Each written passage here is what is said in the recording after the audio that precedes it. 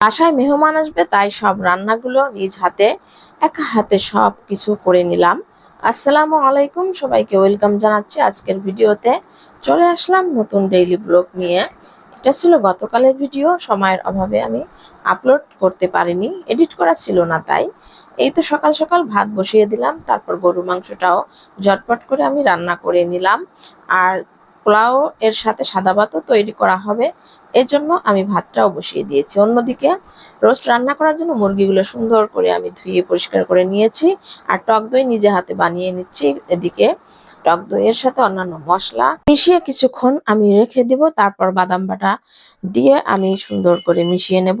টক দই এর সাথে সব মশলা একটু সুন্দর করে মিশিয়ে রেখে দিলে রোস্ট রান্নাটাও দারুণ মজার হয়। তারপর তো গরুর মাংস রান্নাও কমপ্লিট হয়ে গিয়েছে, আর রোস্ট রান্নাটা বসিয়ে দিলাম। পেঁয়াজ একটু ভাজা ভাজা করে তারপর রোস্টের মাংসগুলো একটু নেড়ে চেড়ে ভাজা ভাজা করে নিব। আর মশলাটা একটু সুন্দর করে মিশিয়ে আবারও নিলাম। তারপর মশলাগুলো দিয়ে আমি রোস্টগুলো সুন্দর করে কষিয়ে নেব। আর রোস্টের এই মাংস অনেকে ভাজি করে তৈরি করে, আমি মাংস ভেজে রোস্ট রান্নাটা একদম আমার পছন্দ নয়।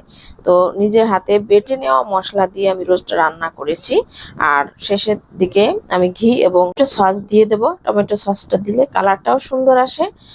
আর একটু গ্রেভি আকার হলে তখন আমি রোস্ট রান্না নামিয়ে নেব। আর রোস্টের পাশাপাশি অন্যান্য রান্নাও রয়েছে, তারপরে মাছ ডিম এগুলোর আয়োজনও করব।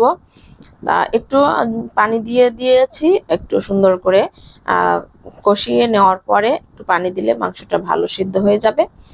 আর একটু নরম, হালকা নরম এবং হালকা শক্ত থাকবে। আর রোস্ট রান্না বেশি নরম হলে ভেঙে যাবে মাংসগুলো।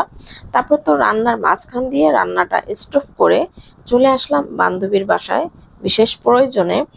আর সেখানে এসে তাদের ছাদে উঠলাম কিছুক্ষণের জন্য।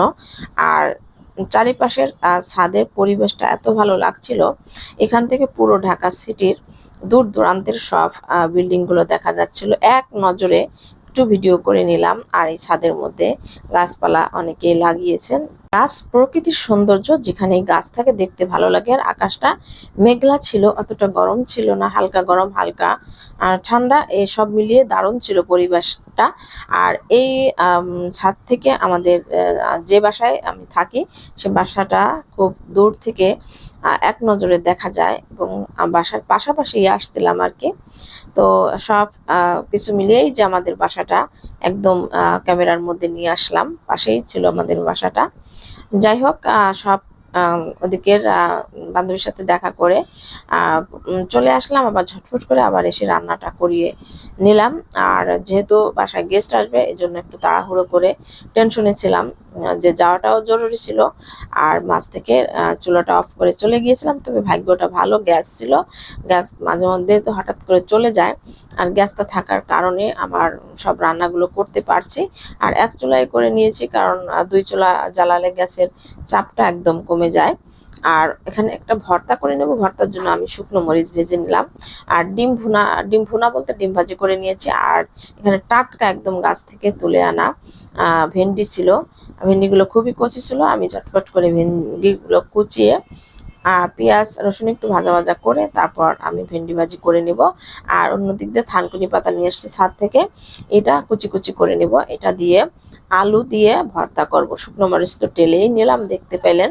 তারপর তো আমি পোলাও বসিয়ে দেব। আর পোলাও আর জন্য একটু পেঁয়াজ হালকা ভেজে নিয়েছি, এখানে দারচিনি এলাচ এগুলো দিয়ে দিয়েছি। তারপর দুধ ঘি এগুলোও দিব। তারপর তো ফাইনালি পোলাও রান্নাটাও কমপ্লিট, খুব ঝরঝরা হয়েছে। তারপর মাঝে দিয়ে আমার বাচ্চাদের একটু খাবারও দিয়ে দিলাম। ফাইনালি সব রান্না কমপ্লিট। কি কি রান্না করেছি: সাদা ভাত, রোস্ট, পোলাও, তারপর হচ্ছে ভেন্ডি ভাজি, আর মাছ ভাজি করে নিয়েছি, ডিম। সব রান্নাগুলো একসাথে আমি দেখিয়ে দিলাম। তারপর ভর্তা করার জন্য সব আলাদা আলাদা করে নিয়েছি, আলু ভর্তা। আর সব কিছু মিলিয়ে একসাথে করে আমি এখন ভর্তাটা আগে ম্যাশ করে নিয়েছিলাম, আলুটা ম্যাশ করে নিয়েছিলাম। তারপর শুকনো মরিচ, পেঁয়াজ আর থানকুনি পাতা একসাথে সুন্দর করে চটকিয়ে নেব। আর এই ভর্তাটা যত চটকানো হবে ততই দারুণ মজার হবে।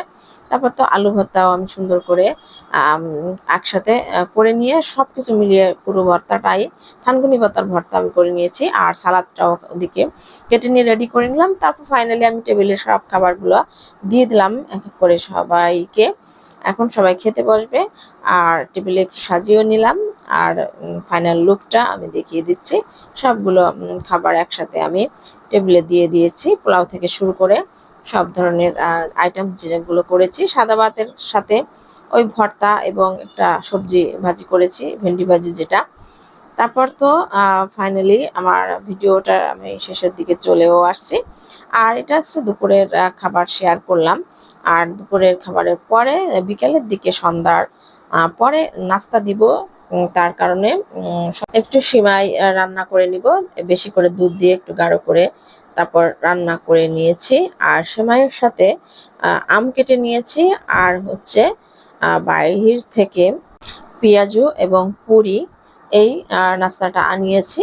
তো সব রেডি করে নিয়েছি। আর অন্যদিকে আম কেটেও রেডি করে নিয়েছি আর পুরিগুলো বের করে নিলাম। এই ছিল বিকালের নাস্তা। আর সেই সাথে তো চা থাকবেই। সবাইকে অনেক ধন্যবাদ জানাচ্ছি পুরো ভিডিও দেখার জন্য।